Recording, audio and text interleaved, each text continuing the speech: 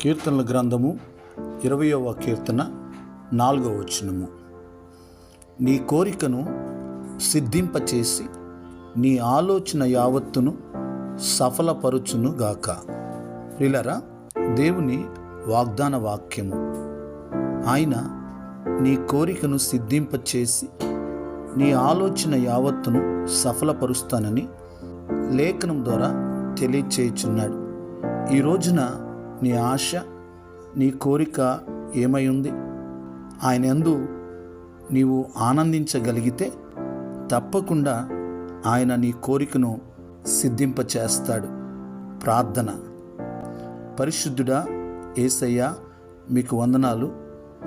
ఈ వాగ్దాన వాక్యం విని ప్రార్థనలో ఏకీభవించిన ప్రియులందరినీ కూడా ప్రభువా మీరు దీవించండి, వారి కుటుంబాలను దీవించండి.